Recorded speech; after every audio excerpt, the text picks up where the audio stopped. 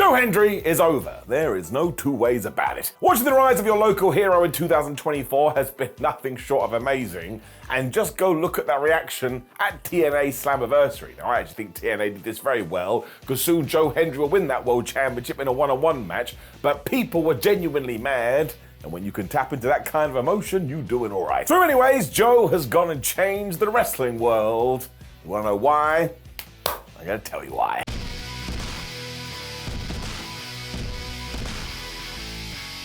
So for starters, let me address that TNA comment before people go totally crazy. I just think it was quite well done. I mean, the fact that Dolph Ziggler, the now Nick Nemeth, is the new world champion isn't going to hurt anything. And who did Joe Hendry pin in that match? It was Moose, who was not only the then world champion, but he had been undefeated for a long ass time. It also means in any other scenario, he would have been belted, to use that stupid phrase. And also, it's not like he just, oh man, I went and lost. Josh Alexander decided I'd like to be a villain now, and he booted him right in the balls, and he dropped him on his skull, and he beat him for the 1, 2, 3. It just now means you got loads of things you can do. Joe Hendry is going to have to go and try and get revenge over Josh Alexander. Maybe Josh Alexander becomes the world champion. If he doesn't, it probably means within 6 months, you're going to get Hendry versus Nick Nemeth.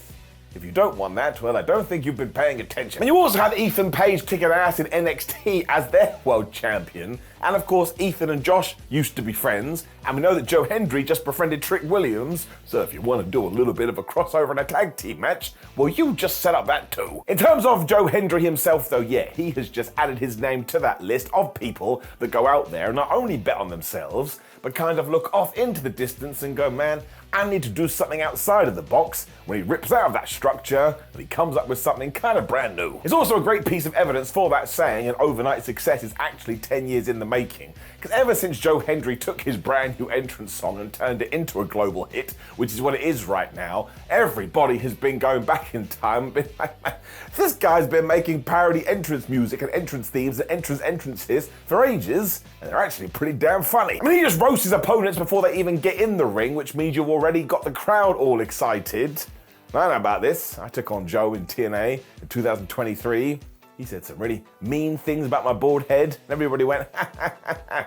Still keeps me up at night. But given that he did have this wrestling CV that covered the entire world and was readily accessible to all, it just meant there were so many breadcrumbs for people to enjoy. So it wasn't just like a one and done, I'll go and move on and do something else. All of a sudden you felt like you were connected to this man because there was so much material to get into. Talking about his actual entrance song too, let's just move to one side that it does do the thing that wrestling fans love to do and gets them to interact. We've said it once, but let's say it twice. He actually turned this into a song that charted on many charts around the globe, and also it's just like a sensation on TikTok. Do you know how hard that is to do? I mean, you always need a little bit of luck, but you also have to be the driving force behind it. It is genuinely brilliant. There's also mainstream publicity that you can't buy, and now you've even got NFL teams who are preparing for the brand new season going, I believe in Joe Hendry, which means at this rate soon, all 7 billion people on planet Earth will actually believe. And I suppose the right word to use is that there is a meme quality to this. And people like to laugh,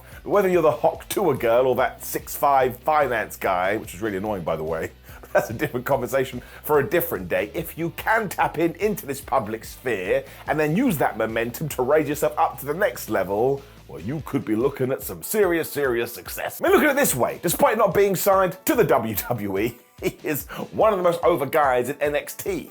That doesn't make any sense, but it's true. I mean, the man even went and bought a billboard outside of the Hydro in Scotland when WWE were running their dual shows there. So once again, it's just a way to keep the chatter going.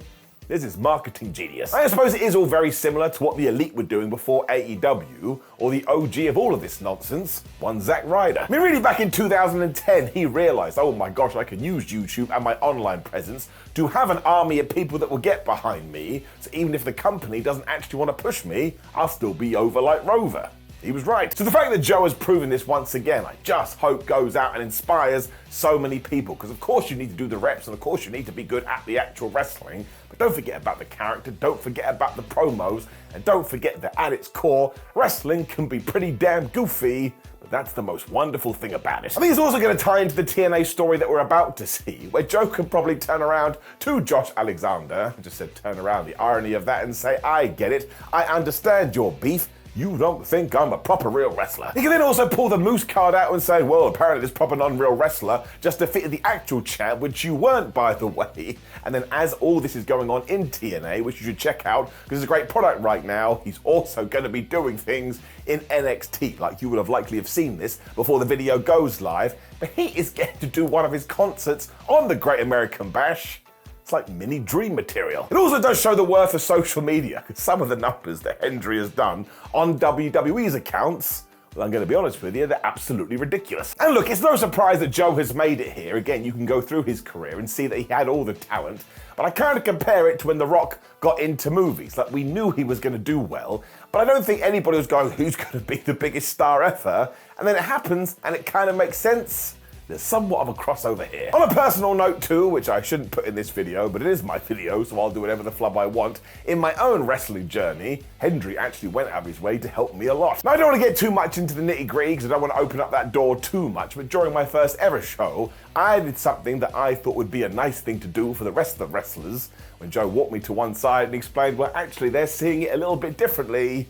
And he was 100% right. So he corrected my rookie standing, and no, he didn't have to do that. He could have just watched me crash and burn, but he picked the bigger path. And it's not like Hendry is about to hit his peak or anything. In fact, this would probably just be the start of his super duper mega story. And you just know he got a bunch of other magic tricks up his sleeves, and he keeps on busting them out. Once again, though, I really do hope that a lot of people do see this and go, man, how can I make some noise? Because sometimes that's what wrestling is all about. If you can have that emotional connection with the fans, of course you need to bring it in the ring, but it actually means they'll be behind you regardless. So yes, it could actually open up a lot of up-and-comers' eyes, because you've got to do things your own way. Which must be what Fleetwood Mac was singing about. That was about going your own way. That was a stupid reference. Probably some people watching this now don't even know who Fleetwood Mac are, so now I feel like an old man. Sucks. I think the most important thing we can do now is just head into the comments and just write a few words, which is, I believe in Joe Hendry. And there'll be one guy that says, I don't believe in Joe Hendry, but this is good too. It's that back and forth, people. I tell you, you can tap into it. You're probably going to be in the field of dreams. Also, please do like the video, share the video, and subscribe, and bam, click that video that's on the screen right now to enjoy another Simon Miller YouTube project. If that is what you want in your life, I understand if it's not, but hey ho, you have made this happen. So everything that goes down from this point on is your fault. It's a weird way to end. Look right, goodbye. One of the only professional wrestling podcasts that's actually worth it. If we can make one of the best wrestlers in the world say that just by listening to our podcast, what happens when we do this?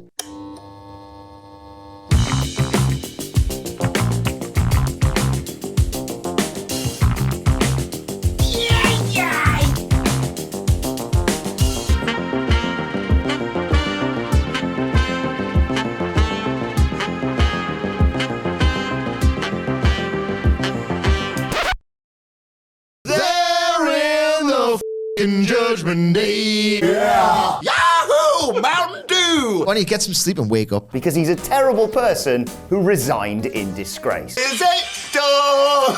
Or is the answer no door?